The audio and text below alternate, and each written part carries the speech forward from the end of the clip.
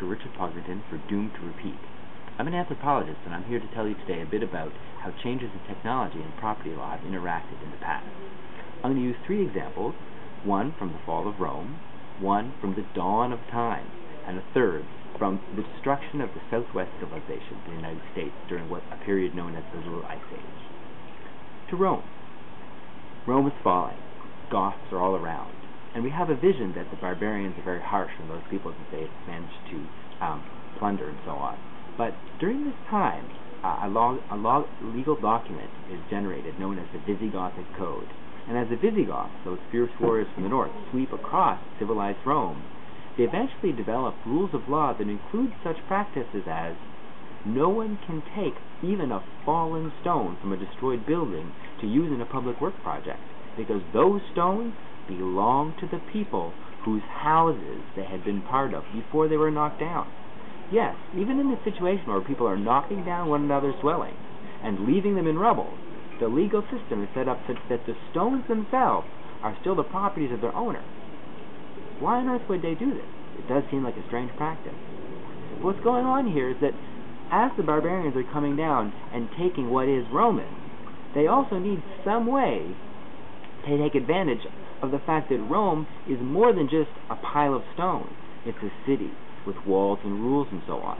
And as the Visigoths perfect their conquering strategies, one of the tools they use is a legal doctrine that specifies that property laws, especially property of important people, is so sacrosanct that even the stones of fallen buildings still belong to the original owners. This is a case of really extreme property law, but people have done it for a good reason, in order to add legitimacy to their takeover of the resources that are already in place, such that some of the indigenous structures are considered inviolable even when the structures themselves have fallen apart.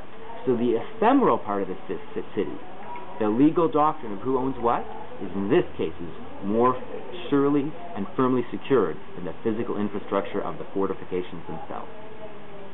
Now let's take another case, pretty much the opposite side of the spectrum. We'll go to Zhukudian Cave in China, near Beijing. 500,000 years ago, or maybe even a little bit more, archaeologists have found evidence of the controlled use of fire. Why is this important? Well, first of all, our species is barely even 500,000 years old. This is an ancient practice going way, way back. But more importantly, what's going on in these caves? People are bringing sticks and logs together for the first time and burning them. Now, what is really interesting about wood as a fuel source, as a resource, is that unlike food, when you bring back food to the cave and you share it, well, someone else gets a little bit of the food and you don't have as much.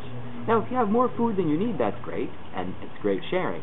But the benefit of burning wood is that people were able to bring calories to keep people warm. You got to keep warm either by shivering, putting on some body fat, or burning wood to keep the cave warm, bringing calories in, and that as the wood burned, everyone sitting around the fire benefited from it.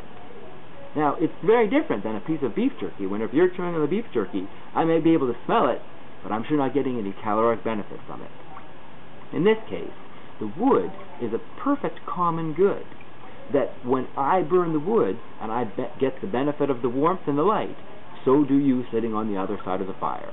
Of course, there may have been some negotiations about who sat on the smoky side. In any case, the side benefits of this collective use of fire are numerous. Primarily, instead of everyone having a little fire in their own area that they'd have to watch out for, now, by sharing the fire, there are multiple eyes on the prize. Multiple people's attention is being paid to this fire pit, so that if there are sparks or there's trouble, then even though everyone is benefiting from it, only one has to notice that there's trouble, and the trouble can be extinguished. So in this case, the fire is a collective good, and there is a synergistic benefit for having multiple people benefiting from the good. So it's actually better to share your fire than to have to deal with it yourself.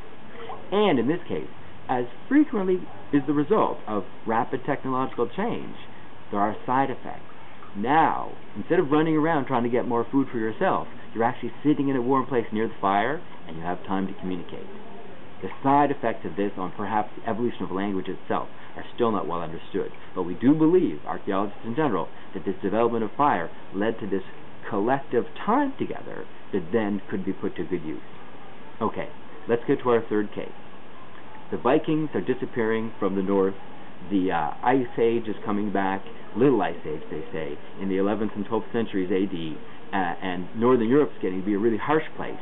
The American Southwest is drying up. Now, at the same time, a brand new technology has made it across from the old world, the composite bow. The composite bow is put together with a bit of sinew and a bit of bone, a bit of wood, a whole bunch of composite materials together to make a much more dangerous weapon than any simple bow itself. Now, the combination of the drying climate and the new technology that has arrived makes the American Southwest, unfortunately, a very violent place. At the end of a 200-year period, where at first there were at least 26 different language groups living in independent communities, living their own way, in general, living in small, single-family dwellings down along riverbeds, are gone. What is left in the area are 4 groups, including the Hopis and the Zunis, all living the same way, on the tops of hills, in what we would call pueblo structures. And what's interesting to note, think back to Theodosius and think back to the Visigoths and Visigothic code. What has happened is that as the increase in warfare has come about, people have gone down and taken apart their houses, their individual property, taken those stones up to the tops of hills, and put them together into pueblo structures that have serious walls outside, a single way in and out.